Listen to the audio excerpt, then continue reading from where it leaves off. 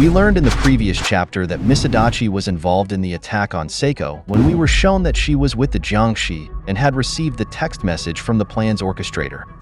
On the other hand, because of Hasei's hatred for Okarun, he attracted the mysterious being who gave him power using the Kozuka knives, and because of this, he seemed to have received the power of a yokai that resembled the yokai in Count Saint Germain's move, the jumping crone. What kind of power could be hidden now in Hasei's body? Will Seiko and her friends discover who is responsible for making these innocent people attack them? Let's find out. We continue the story in chapter 181, titled, Must Be the Influence of a Curse.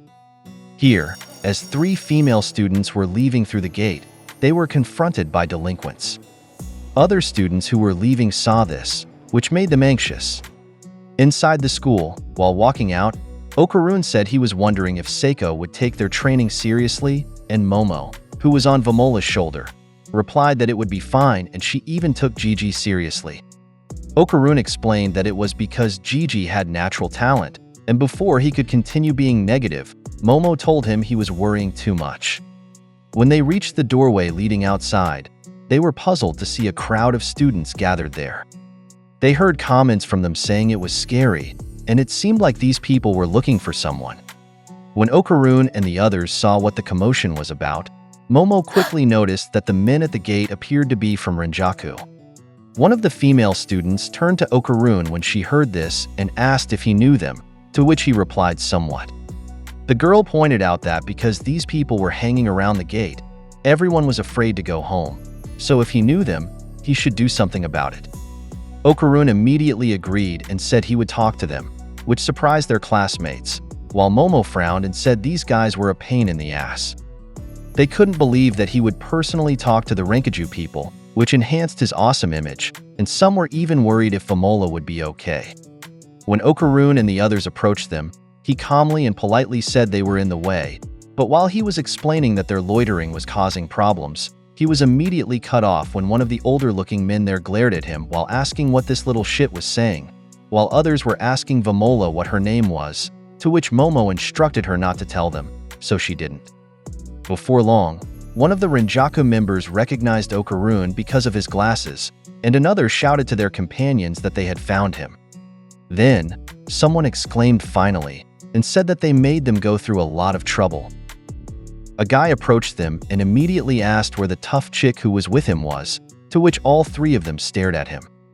Okarun asked Momo who this man was, to which she replied she didn't know and also asked who he was, which made Vamola ask the man who he was.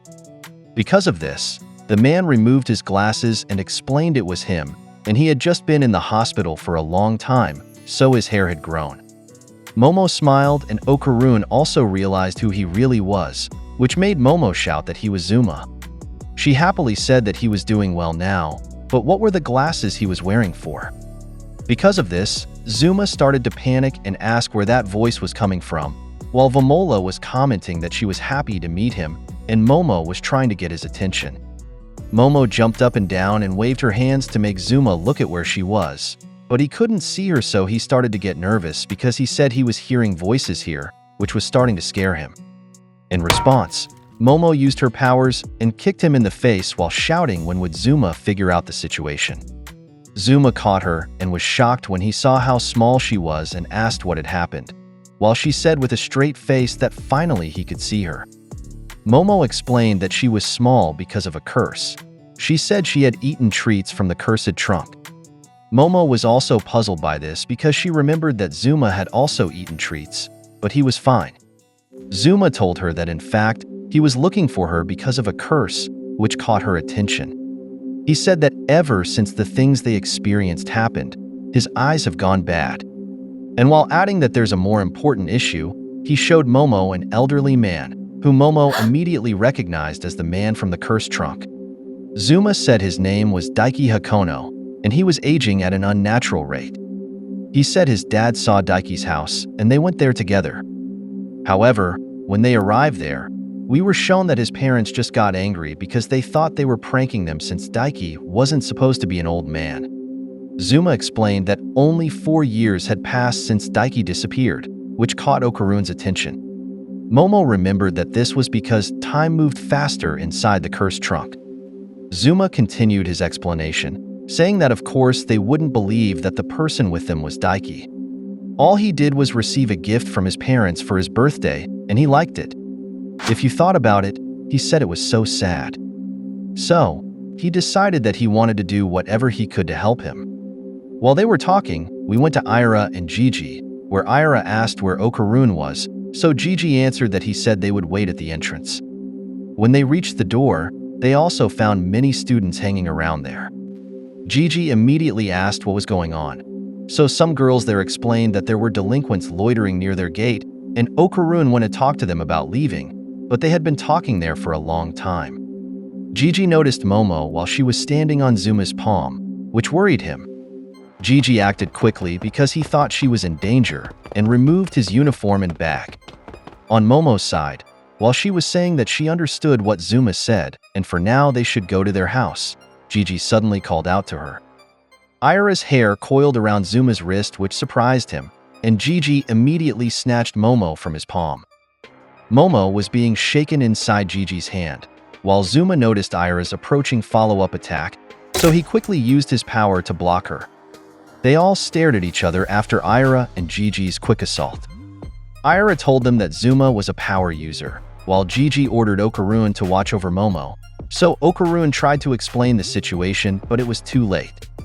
Zuma's companions got angry and shouted asking who they thought they were, and if they wanted to die. A heavy atmosphere surrounded the area because of this incident, and Jiji angrily asked Zuma who he was. Aira added that it was suspicious for a power user to appear right after Yukishiro's defeat. Zuma was also annoyed by their treatment, so he decided to transform as well, and said he would make them cry while calling them bitches. The three of them fought simultaneously, where while Zuma was controlling his umbrellas and blocking Aira's attacks, he was shouting at them to return Momo, to which Jiji countered while charging that Momo wasn't his property. In an instant, they suddenly reverted to their normal form, which puzzled the three. It turned out Vamola had stepped between them, while Okarun tried to stop Jiji by hugging him. Zuma and Aira were bewildered by how their transformation reverted, while Jiji asked Vamola why she stopped him. Before long, we were shown that Momo had used her power on these two and held both their souls. She angrily shouted at them that they were all on the same page, and this wasn't the place for them to just transform suddenly like dumbasses. Jiji was dumbfounded when he heard this and asked if it was true, as did Aira and Zuma. Annoyed, Momo ordered them to apologize to each other, while Vamola happily said they should all get along. Because of this, the three simultaneously apologized to each other, while Okarun still felt the intensity of his restraining them. And there you have it. Not just Bega, but Zuma has also returned to the scene. What could his relevance be in the upcoming chapters? Will he still be able to help Daiki return to normal and get back to his family? Let's find out in the next chapter.